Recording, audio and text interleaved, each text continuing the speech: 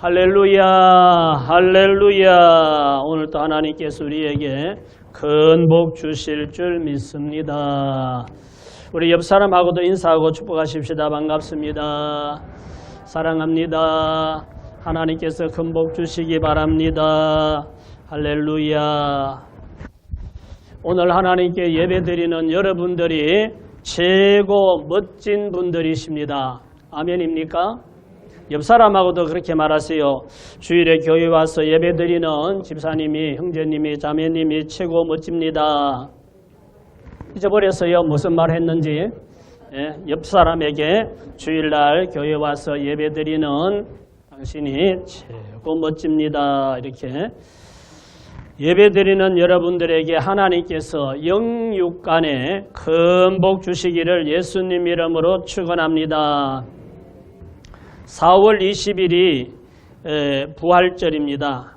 그래서 부활절 전 40일을 사순절이라고 하는데 이번 주간부터 사순절에 들어갑니다. 그래서 앞에서 말씀드렸듯이 마태, 마가, 누가, 요한복음 이 사복음서를 이번 사순절 기간 동안에 다 읽으시기 바랍니다. 요일별로 날짜별로 어디서 어디까지 읽으면 된다고 다 제가 그걸 짜가지고 드렸으니까 그렇게 읽으면 되고, 혹시 무슨 어디 나가거나 어떻게 해서 못 읽은 날이 있으면 또 다음에 읽고, 그런 뒤에 보면 이틀이 딱 남아요. 그래서 이틀 여유를 준 것은 혹시 못 읽은 것도 그때 가서 읽어서 부활절 전에 사복음서를 다 읽자. 저도 읽을 거니까 그렇게 해서 드렸으니까 꼭 체크하면서 읽고, 예수님이 태어나서부터 십자가에 못 박혀 죽으시고 부활 성천하기까지 어떤 일들이 있었는지 다 기록되어 있으니까 잘 읽으시기를 바랍니다. 사순절이 시작되는 첫 주간을 맞으면서 이 사순절 기간에는 우리가 좀 절제하면서 살았으면 좋겠다. 그런 마음으로 오늘은 절제라는 이런 주제로 말씀 전할 때 은혜 받으시기를 예수님 이름으로 축복합니다. 이 절제라는 말은 정도에 넘지 아니하도록 알맞게 조절하며 제한하는 것이라고 사전적인 의미로는 그렇게 하고 있습니다. 그러니까 좀 지나치지 않도록 적절하게 모든 것을 조절하면서 사는 거죠. 저기 나와 있는 대로 그림으로 보듯이 보는 것도 좀 절제하고 먹는 것도 절제하고, 저렇게 먹으면은 사람이 아니죠. 그런데 그 유튜브 하는 사람들은 저렇게 먹어요. 라면을 10봉지를 끓여놓고 그걸 먹는데 배 안 터지고 살아있는 게 참 신기하죠. 먹는 것도 조절하고 보는 것도 조절하고 사는 것도 조절하고 갖고 싶은 것도 조절하고 입고 싶은 것도 조절하고 모든 만사를 좀 조절해서 절제하면서 살 필요가 있다 하는 것을 오늘 말씀을 통해서 함께 살펴보려고 합니다. 잠언 14장 14절입니다. 같이 읽읍시다. 마음이 굽은 자는 자기 행위로 보응이 가득하겠고 선한 사람도 자기의 행위로 그르하리라. 첫째로 우리가 생각해야 될 것은, 같이 읽읍시다. 자기 행위에 보응이 따름을 알아야 합니다. 자, 행위에 보응이 따르는 거예요. 저기 그림에서 보듯이 씨앗을 심으면 심은 대로 싹이 나고 자라지요. 콩을 심으면 콩이 나고, 팥을 심으면 팥이 나고, 가라지를 심으면 가라지가 나고, 심은 대로 나게 되어 있죠. 세상 만사가 자기 심은 대로 거두게 되듯이 자기 행위에는 보응이 따른다는 것을 알고 행동해야 한다. 이런 말씀입니다. 마음이 굽은 자는 자기의 행위로 보응이 가득하겠고 선한 사람도 자기 행위로 그러하리라 그랬어요. 마음이 굽은 자, 마음이 삐뚤어진 사람, 뭔가 뒤틀려서 바르지 못한 사람이 그릇된 행동을 하면 그 행위로 보응이 가득하다. 그릇된 마음이 그릇된 자가 그릇된 행동을 하면 그 행위에 따르는 보응이 그 인생에 가득히 온다는 거고, 선한 사람이 선한 행위를 하면 선한 행위에 대한 보응이 따른다, 이런 말씀이죠. 갈라디아서 6장 7절을 보십시다. 스스로 속이지 말라. 하나님은 업신 여김을 받지 아니하시나니 사람이 무엇으로 심든지 그대로 거두리라. 예, 내가 구부러진 마음으로 악을 행하였는데 선한 열매가 날 수가 없다는 거예요. 하나님 앞에 우리가 심은 대로 거두게 되어 있다는 것을 항상 기억하고 살아야 합니다. 선을 심은 사람은 선한 열매를 거두게 되고, 악을 심은 사람은 악한 열매를 거두게 되는 건 이거는 변할 수가 없는 거예요. 그래서 자기 마음대로 행동하지 말고 자제하고 조절할 줄 알아야 한다는 겁니다. 많은 사람들이 자기 행동을 자제하지 못하고 저지른 어떤 범행으로 인해서 결국은 범죄에 대한 보응을 받게 되고, 그래서 인생을 송두리째 망치는 이런 경우가 너무 많습니다. 며칠 전에 이렇게 보다가 인터넷 신문을 보다가 어떤 기사를 보니까 2024년도 11월 하니까 몇 달 전이잖아요. 11월에 김천이라는 도시가 그렇게 대도시도 아닌데 김천에서 한 오피스텔에서 어떤 청년이 경비원 행세를 하면서 어떤 오피스텔을 찾아가서 카드키를 점검해 주는 것처럼 해가지고 문을 열게 해서 그 31살 A씨라는 사람을 살해하는 사건이 일어났어요. 그리고 사람을 죽이고 카드를 뺏어서 그 카드를 사용하고 죽은 사람의 지문을 이용해서 6천만 원의 대출을 받아서 서면서 도피 행각을 하다가 체포되어서 이 지금 재판을 받고 있는데 이 범인도 31살이에요. 자기 또래를 살해한 거예요. 그래서 재판을 받고 있는데 법원에서 신상을 공개하도록 해서 사진이 다 떠요. 그 사람의 사진이 다 뜨고 양정열이라는 사람인데, 그리고 검찰에서 1차 그 재판에서 검찰에서는 너무 파렴치하고, 그리고 이 사람은 교화될 가능성이 희박하다. 그래서 사형을 내려주세요 하고 검찰에서는 사형을 구형했다는 그런 기사를 읽었습니다. 그걸 보면서 아직 31살 너무나 어린 젊은 청년인데 왜 이렇게 되었을까? 자기 생각이나 행동을 자제하지 못하는, 자기 생각과 자기 행동을 통제하지 못한 결과 그렇게 된 거죠. 그런 일들이 우리 사회에 너무 많이 일어납니다. 돈이 없으면 먹고 싶고 입고 싶고 가고 싶고 하고 싶고 그래도 절제하고, 돈이 없으면 열심히 일해서 돈을 벌어야 되겠다는 생각을 해야 되는데 어떻게 쉽게 많은 돈을 가질 방법이 없을까? 이런 생각을 하다가 자기 나름대로 연구하고 생각하다가 그게 빠지는 거예요. 이렇게 하면 될 거다 하는 착각에 빠져서 결국은 범죄를 저지르고 살인 강도가 되고, 이래서 자기 인생을 망치는 이런 일들이 일어나고, 그런데 그렇게 보면서도, 그렇게 해서 한순간에 잘못된 생각과 행동으로 그 보응을 받는 모습을 보면서도 또 사람들은 또 같은 죄를 저지르고 이러는 모습을 보게 됩니다. 그래서 오늘날 참 이렇게 쉽게 돈을 가지려고 하는 이런 사람들 때문에 사기꾼도 살인강도범도 자꾸 증가하는 모습을 보게 되죠. 그러나 순간에 저지른 실수라 할지라도 그 행위에는 반드시 보응이 따르기 때문에 그 이후에 자기에게 오는 그 보응은 온 인생을 송두리째 삼키는 이런 결과를 가져오고 말로 할 수 없는 고통과 형벌이 온다는 것을 알 수가 있습니다. 그래서 바로 자기 행위에 따른 그 결과가 바로 보응이 따른다 하는 것을 우리가 명심하고 살라는 거고, 잠언 14장 15절 보십시다. 어리석은 자는 온갖 말을 믿으나 슬기로운 자는 자기의 행동을 삼가느니라. 자, 두 번째는 같이 읽읍시다. 자기 행동을 삼가는 자가 슬기로운 자다. 옛날에 들어 저랬죠.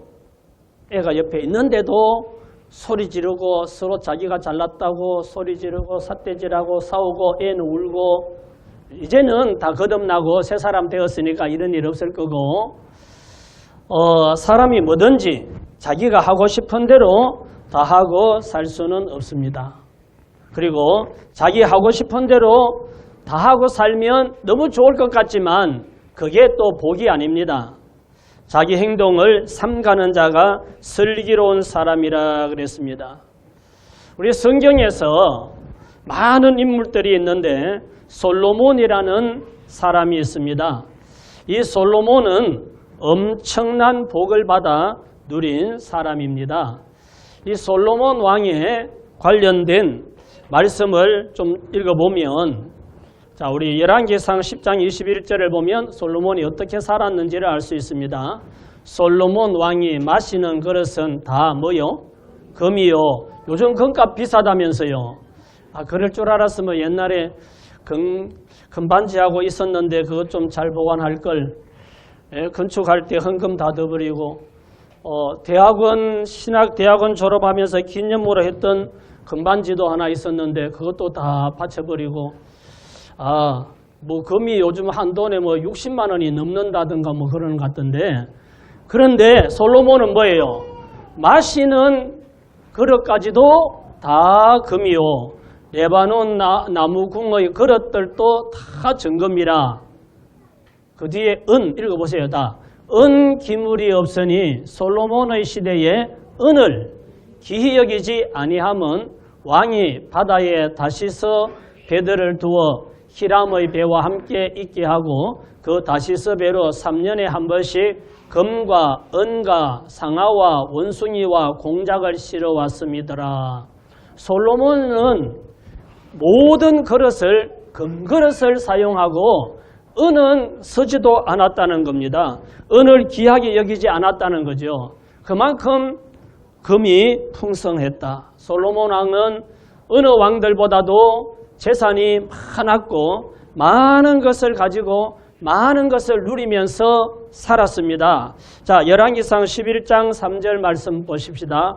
왕은 후궁이 700명이요 첩이 300명이라 그의 여인들이 왕의 마음을 돌아서게 하였더라. 솔로몬의 나이가 많을 때에 그의 여인들이 그의 마음을 돌려 다른 신들을 따르게 하였으므로 왕의 마음이 그의 아버지 다윗의 마음과 같이 아니하여 그의 하나님 여호와 앞에 온전하지 못하였으니 이는 시돈 사람의 여신 아스다롯을 따르고 암몬 사람의 가정한 밀곰을 따름이라.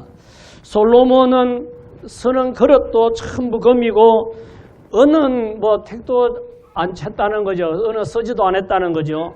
그뿐만 아니라 왕은 후궁이 700명이고 첩이 300명이었습니다. 여인들에게 둘러싸여서 살았죠. 그런데 솔로몬이 왕이 되었을 때 딱 다윗을 이어서 왕이 되었을 때 먼저 한 게 뭐예요? 제일 먼저 한 게 하나님 앞에 일천번제를 드렸다고 그랬어요. 일천번제를 드리는 것을 보고 하나님께서 솔로몬에게 지혜와 그가 구하지 않은 부귀영화를 주셨어요. 그래서 전무후무한 지혜를 가지고 하나님이 주신 복을 받아서 너무 풍성하게 잘 살았습니다. 그런데 후궁이 700명이나 있고 첩을 300명이나 두고 금을 물같이 쓰면서 살았습니다. 그런데 뒤에 말씀에서 보듯이 이방 여인들이 솔로몬의 마음을 돌이켰다 그러잖아요. 하나님을 섬기고 살던 솔로몬 왕의 마음을 돌아서게 하여서 하나님을 버리고 이방 신들을 섬기면서 영적으로 타락하도록 만들었다는 겁니다. 전도서 2장 9절을 보십시다. 내가 이같이 창성하여 나보다 먼저 예루살렘에 있던 모든 자들보다 더 창성하니 내 지혜도 내게 여전하도다. 무엇이든지 내 눈이 원하는 것을 내가 금하지 아니하며 무엇이든지 내 마음이 즐거워하는 것을 내가 막지 아니하였으니 이는 나의 모든 수고를 내 마음이 기뻐하였음이라. 이것이 나의 모든 수고로 말미암아 얻은 몫이로다. 솔로몬은 하나님께서 지혜와 부귀영화를 주셔서 창성하였는데 저기 말씀처럼 내 눈이 원하는 것을 금하지 아니하고 보고 하고 싶으면 다 했다는 거죠. 뭐 자기가 원하는 거 가져오라면 다 가져오고 그러니까 후궁이 700명이나 되고 첩이 300명이나 되죠. 예쁘면은 말만 하면 다 데려오고 이렇게 하고 싶은 것을 다 하고 자기 마음이 즐거워하는 것을 막지 않았다. 하고 싶은 대로 다 하고 살았다는 얘기죠. 솔로몬이 자기 행동을 삼가하는 절제가 없었던 거예요. 지혜도 있었고 부귀영화도 있었고 부족함이 없었는데 뭐가 부족한가? 절제가 부족한 거예요. 자기가 좀 자제하고 좀 삼가야 할 이런 절제력이 부족해서 보는 대로 마음에 먹는 대로 생각하는 대로 다 하고 살았는데 이 결과 하나님을 버리고 이방신들을 섬기기까지 영적으로 타락하였습니다. 나중에는 회개하고 돌아왔지만 그래서 이 솔로몬이 깨닫고 하는 말이 다 바람을 잡아내는 것과 같고 다 헛되다라고 고백을 합니다. 전도서 2장 11절 그 후에 내가 생각해 본즉 내 손으로 한 모든 일과 내가 수고한 모든 것이 다 헛되어 바람을 잡는 것이며 해 아래에서 무익한 것이로다. 전도서 1장 2절도 전도자가 이르되 헛되고 헛되며 헛되고 헛되니 모든 것이 헛되도다. 그러면서 회개하고 돌아와서 썼는 책이 전도서예요. 솔로몬이 금을 물같이 쓰고 자기가 눈에 좋은 대로 마음에 하고 싶은 대로 다 하고 살고 그렇게 여자들을 많이 후궁으로 첩으로 데려다 놓고 그렇게 살았는데 지나고 보니까 그게 다 소용없더라. 바람을 잡는 것과 같고 다 헛된 일이고 무익하더라. 그러면서 회개하는 이런 모습을 보여주고 있습니다. 하고 싶은 대로 내가 하고 가고 싶은 대로 다 가고 뭐 가고 싶은 데 다 가고 먹고 싶은 거 다 먹고 입고 싶은 거 다 입고 이러고 산다고 이게 복이 아니라는 걸 깨달으시기 바랍니다. 예? 때로는 좀 적당히 부족함도 있어야 그걸 채우려고 노력도 하고요. 아쉬운 것도 있어야 또 자기를 돌아보면서 어떻게 해야 될지도 생각하고 그래야 절제하고 이렇게 인생을 바르게 살 수가 있지. 그래서 너무 돈이 많고 뭐 잘 살더라도 자녀들이 어릴 때부터 해달라는 대로 다 해주고 사달라는 거 다 사주고 이러면 나중에 그 자식을 망치는 거예요. 적당히 부족한 걸 알아야 자기가 열심히 또 노력도 하고 이럴 수 있어야지 무조건 다 막 해서 고생 안 시키고 다 해주려고 하다 보면 귀한 줄을 모르고 가치를 모르고 그러다 보면 인생을 망치게 되는 거예요. 솔로몬을 보면서 하고 싶은 대로 다 하고 갖고 싶은 거 다 갖는 것이 복이 아니구나 하는 것을 깨달으시기를 바랍니다. 잠언 14장 16절 말씀 보십시다. 지혜로운 자는 두려워하여 악을 떠나나 어리석은 자는 방자하여 스스로 믿느니라. 지혜로운 사람은 하나님을 두려워하고 신중해서 악에서 떠나기 때문에 자신의 인생을 지키는 거죠. 그런데 어리석은 자는 방자하여, 이 말은 교만하여 이런 말입니다. 교만하고 방자해서 자기를 확신하는 거예요. 자기를 너무 믿고 악을 행하다가 인생을 망치는 겁니다. 범죄자들은 자기 착각에 빠져서 자기 생각대로 하면 완전 범죄가 될 거라고 확신을 가지고 일을 저지르는 거예요. 요렇게 하면 이건 아무도 모를 거야. 내가 지도 새도 모르게 요렇게 해서 내가 일확천금을 가져야지. 다 자기 혼자 생각하고 연구하고 해가지고 범죄를 저지르지만 결국은 그 행위에 대한 보응을 자기가 다 받게 되는 거죠. 그래서 교만하지 말고 매사에 자기 행동을 삼가고 절제하는 삶을 살아야 될 줄 믿습니다. 잠언 14장 17절 말씀 보십시다. 노하기를 속히 하는 자는 어리석은 일을 행하고 악한 계교를 꾀하는 자는 미움을 받느니라. 어리석은 자는 어리석음으로 기업을 삼아도 슬기로운 자는 지식으로 면류관을 삼느니라. 세 번째, 같이 읽읍시다. 악한 계교를 꾀하는 자는 미움을 받는다.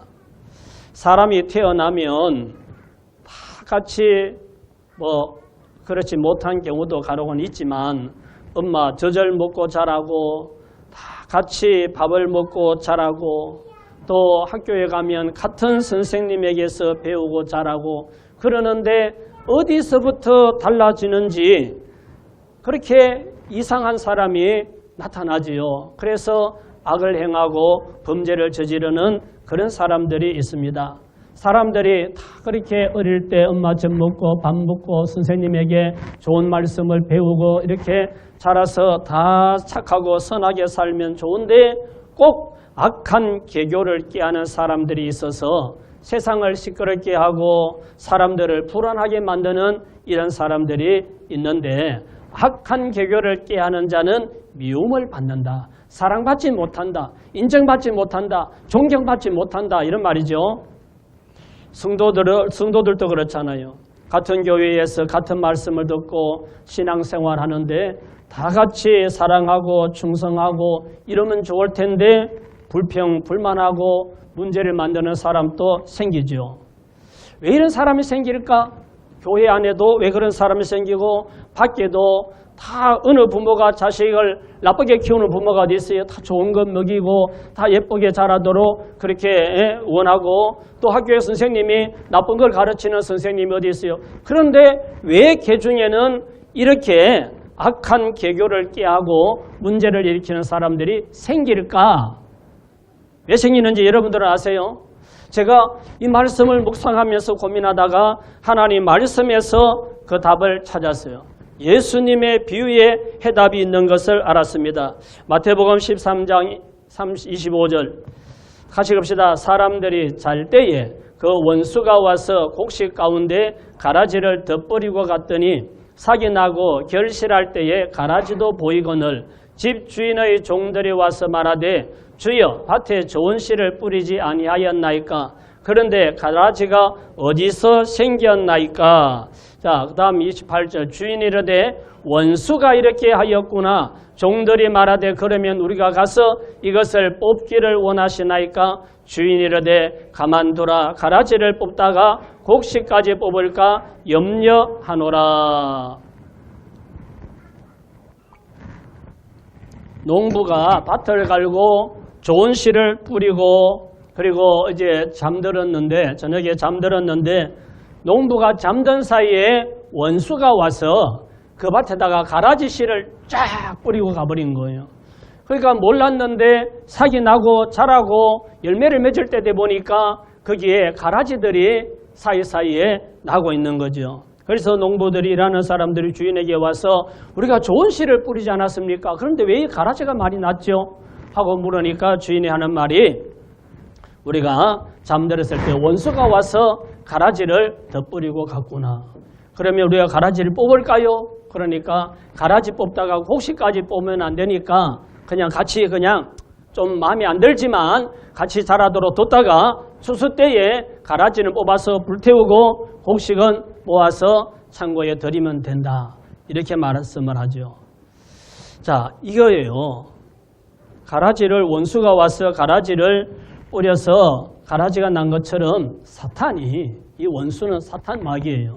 사탄이 사람들 마음에 악한 생각을 뿌리는 거예요. 다 엄마 젖 먹고 밥 먹고 좋은 것 배우고 이렇게 자랐는데 어느 순간 사탄 마귀가 그 사람 마음속에 악한 생각을 뿌려서 악한 계교를 꾀하게 만들고 그래서 문제를 저지르는 그런 것이 들어오면 그걸 물리쳐야 되는데 분별해야 되는데 못하고 거기에 빠지죠. 또 성도들 마음에도 말씀 듣고 은혜 받고 하는데 어느 순간 사탄 마귀가 그 마음에 불평 불만을 주는 거예요. 여러분들 마음속에 뿌릴 수도 있다 이 말이죠. 불평 불만을 뿌려서 불평 불만을 하고 문제를 일으키고 이렇게 만든다는 거예요.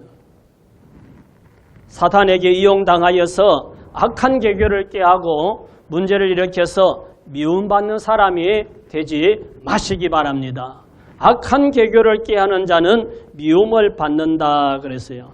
베드로후서 1장 5절입니다. 같이 읽읍시다. 그러므로 너희가 더욱 힘써 너희 믿음의 덕에 지식의 절제를 절제의 인내를 인내의 경건의 형제 우애에 사랑을 더하라. 자, 이게 믿음의 팔청탑이라고 그래요. 믿음의 팔청탑이라고 제가 이름을 지었는데, 자, 이걸 그림으로 보면 첫째 뭐예요? 믿음의 덕을 그랬죠. 믿음이 기본이에요. 그 위에 덕이 있어야 돼요. 그 다음에는 지식이 있어야 돼요. 하나님의 말씀을 알아야 돼요. 그 다음에는 절제가 있어야 돼요. 오늘 우리 말씀의 주제인 절제가 있어야 되고, 그 다음에는 뭐예요? 인내, 참을 줄 알아야 한다. 그 다음에 뭐예요? 경건한 삶. 우리가 절제도 인내도 다 경건한 삶에 필요한 거예요. 자, 경건이 있어야 되고, 그 다음에 형제 우애. 가정에 피를 나눈 형제 간에도 우애가 있어야 되지만 예수의 피로 형제자매된 성도들 간에도 우애가 있어야 되는 거예요. 서로 사랑하고 서로 베풀고 서로 배려하고 서로 섬기고 아멘 할 때까지 형제 간에 우애가 있어야 합니다. 서로 사랑하고 서로 배려하고 서로 섬기고 서로 베풀고 나누고 형제 우애. 마지막이 뭐예요? 사랑을 더하라. 사랑. 믿음과 사랑은 이 전체를 아우르는 중요한 거니까 밑에 믿음이 기초가 되고 맨 위에는 다른 것이 다 있어도 사랑이 없으면 아무것도 아니라 그랬잖아요. 그러니까 사랑이 있어야 한다. 그래서 이렇게 믿음의 팔청탑이 필요하고 팔청탑이 이루어져야 되는데 여기에 가운데 뭐예요? 절제가 들어가 있잖아요. 절제. 그러니까 절제가 빠지면 안 된다 이 말이에요. 절제. 우리의 신앙생활 다 이루고 이렇게 살아야 되는데 그 가운데 하나가 절제가 있다는 거. 오늘 말씀의 주제가 절제이기 때문에 절제하는 삶이 중요하다는 것을 기억하시기 바랍니다. 자, 이 그림을 한번 보십시다. 그래서 절제가 필요합니다. 앞에서 우리 말씀을 세 가지 주제로 말씀을 드렸어요. 왜 그런 일이 있기 때문에 절제가 필요하다는 거죠. 자, 먹고 싶은데도 참자, 하고 싶은데도 참자, 가고 싶은데도 참자, 갖고 싶은데도 참자, 사고 싶은데도 참자. 그런 게 많잖아요. 우리가 뭐도 하고 싶고 뭐도 하고 어디도 가고 싶고 뭐도 먹고 싶고 그래도 참자, 절제해야 한다. 절제가 필요합니다. 갈라디아서 5장 22절입니다. 다 같이 봅시다. 오직 성령의 열매는 사랑과 희락과 화평과 오래 참음과 자비와 양선과 충성과 온유와 절제니 이 같은 것을 금지할 법이 없느니라. 성령의 9가지 열매에도 절제가 들어가 있잖아요. 절제의 열매가 필요하다는 거죠. 절제와 경건은 밀접한 연관이 있으니까 절제의 열매를 맺는 삶을 사시기 바랍니다. 고린도전서 9장 25절 보십시다. 이기기를 다투는 자마다 모든 일에 뭐 한다고요? 절제하나니 그들은 썩을 승리자의 관을 얻고자 하되 우리는 썩지 아니할 것을 얻고자 하노라. 자, 저기 이기기를 다투는 자라는 말은 경기하는 사람, 운동하는 사람을 말하는 거죠. 승리해서 금메달 받고 멸류관 받기를 원하는 자들도 뭐 한다고요? 절제한다잖아요. 그러니까 운동선수들 메달을 따고 이렇게 우승하고 하려는 운동선수들이 먹고 싶은 대로 다 먹고 자고 싶은 대로 다 자고 가고 싶은 데 다 가고 하고 싶은 거 다 하고 이러고 운동선수 할 수 있어요? 안 되잖아요. 그러니까 절제하고 살아야 되는 거예요. 어제 TV에 차준환이라고 피겨 스케이팅 하는 선수가 나와서 얘기하는 걸 잠시 들었는데 아침에는 소고기 6조각인가를 먹고 점심에는 야채하고 샐러드 이걸 먹고 또 저녁에도 고기 먹고 탄수화물은 안 먹는데요. 그러니까 키가 180이고 그런데 65kg인가 얼마 정도 되는데 이 피겨스케이팅 하는데 키 큰 것도 그게 별로 안 좋은데다가 몸이 뚱뚱해지면 이거 안 되니까 그래서 이제 2026년도 올림픽 또 뭐 나가는데 동계올림픽 나가야 되는데 뭐 그 관리를 해야 되니까 이거 하고 싶은 대로 다 먹고 먹고 싶은 대로 뭐 닭고기 하여튼 뭐를 2023년도에 먹고 안 먹어봤다는가? 그때 뭐 1박 2일에 출연해가지고 그때 한번 먹고 그 뒤로는 안 먹었대요. 그러니까 운동하기, 승리하기 위해서 절제한다 그러잖아요. 절제. 이기기를 다투는 자마다 모든 일에 절제하나니 먹는 것도 절제하고 행동도 절제하고 그래야 되는데 우리는 뭘 위해서? 그들은 그렇게 해서 면류관을 받아도 그건 썩는 면류관인데 우리는 썩지 아니하는 면류관을 얻기 위해서 절제하지 않고 되겠느냐 이런 말씀이죠. 우리가 신앙생활 잘하고 하나님 앞에 인정받고 상급받고 면류관 받기 위해서 우리는 절제하고 경건하게 살아야 된다는 거예요. 할렐루야.